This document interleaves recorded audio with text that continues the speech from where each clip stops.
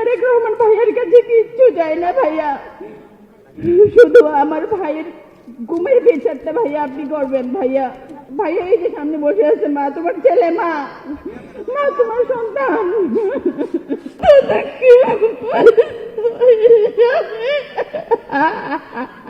স্ত্রীর জন্য যেটা কত কষ্ট, একটা স্বামীর ছবি ধরে ধরে শুধু রাস্তায় দাঁড়িয়ে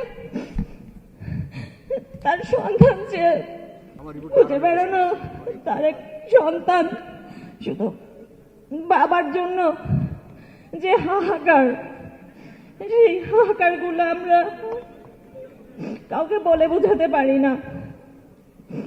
আমার স্বামীকে 2013 সালের 28শে নভেম্বর ঢাকা কেন্দ্রীয় কারাগারের সামনে থেকে গুম করা হয়, যেখানে খুব বড় করে লেখা ছিল, রাখিব নিরাপদ দেখাবো আলোর পথ। সেই আলো আমাদের জীবনে আর আসেনি, সেই আলো আমাদের জীবন অন্ধকার হয়ে আসছে আমার সন্তানের জন্য। আমরা এখন শুধু চাই আমার স্বামীর সন্ধান দিক এবং এই বিচারটা যেন করা হয়।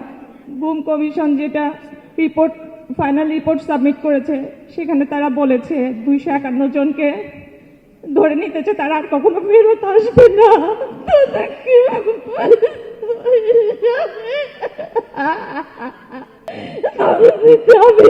কাউকে বলতে পারি না, আমার শাশুড়ি সামনে বসে আছে, সে 2 দিন আগেও তো করছে আমার ছেলেটা যেন ফিরে আসে। আমি তাকে বলতে পারি না যে গুম কমিশন কি রিপোর্টটা দিচ্ছে।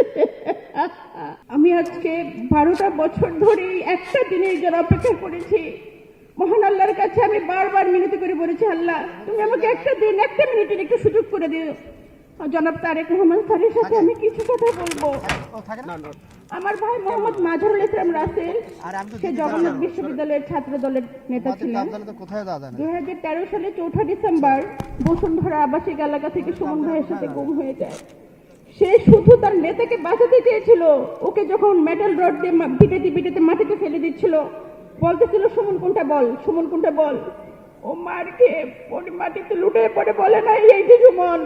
ঠিক তেমনই ভাবে 13টা বছর ধরে, আমার বাড়ি হচ্ছে শেরপুরের নকলা উপজেলাতে, আমাদেরকে ঠিক এমন ভাবে অত্যাচার অবিচার করা হয়েছে। বিএনপি ক্যাম্পরস্তরা, আমরা বিএনপি ছাড়ি নাই, আমরা ছেড়ে যাই নাই। আমার 2 ভাই 1 বোন, আমার শুধু একটা কথাই কানে বাজে, আমি যখন ছোট ছিলাম আমার ভাইয়ের সাথে আমার এতটা খুনসুটির একটা সম্পর্ক ছিল। আমি রাগ করলেও বলতো বাবার চোখের মনি নয়, মায়ের সোনার মনি নয়, মায়ের আদরের ছোট বোন। স্বাধীন বাংলাদেশে আমরা নিঃশ্বাস ফেলতেছি। আমি শুধু সেই দিনটার অপেক্ষায় আছি। এই ফ্যাসিজমবাদ বিদায় হয়েছে, হয়তোবা তারা আমাদের সাথে বাংলাদেশে স্বস্তির নিঃশ্বাস ফেলতে পারত। কত স্বপ্ন ছিল তাদের, হাজারো জনতার উচ্ছ্বাসে তারা একাত্মতা প্রকাশ করত। কত দিন রাত শেষে অবশেষে একটা সুন্দর ভোরের আলোর অপেক্ষা আমরা করেছি। আমার ভাইয়ের দরজার করোনারের শব্দে আমাদের ভিতরে সমস্ত নীরবতা ভেঙে খান খান হয়ে যাবে, কিন্তু ভাঙেনি সেই নীরবতা। আমার ভাইয়ের, আমার মায়ের, আমার বাবার অসংখ্য প্রশ্নের উত্তর আজ অজানা। কে দিবে এই সমাধান? আমার ভাই 2013 সালের 4 ডিসেম্বর থেকে আমি ওকে খুঁজে খুঁজে রাস্তায়, বিভিন্ন প্রেস ক্লাব কনফারেন্সে, আমরা রাস্তা ছাড়ি নাই। আমাদের তুলিয়াপা, আমার আন্টি হাজারা খাতুন ফেসপা সামনে বসে আছে। আমার মা এসেছে শেরপুর থেকে, তার 2 চোখে অন্ধ হয়ে গিয়েছিল, একটা চোখ অপারেশন করে ঠিক হয়েছে, আর একটা চোখ ঠিক হবে না কখনোই। আমার মাকে আমি বলেছি, আম্মা তুমি আইসো না কষ্ট করে।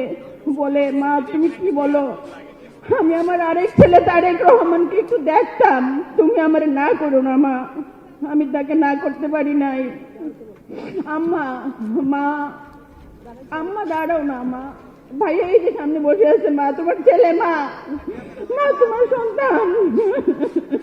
আমি তারেক রহমান ভাইয়ের কাছে কিচ্ছু চাই না ভাইয়া, শুধু আমার ভাইয়ের ঘুমের বিচারটা ভাইয়া আপনি করবেন ভাইয়া। Stella featuring next level. Well done, side by side, free.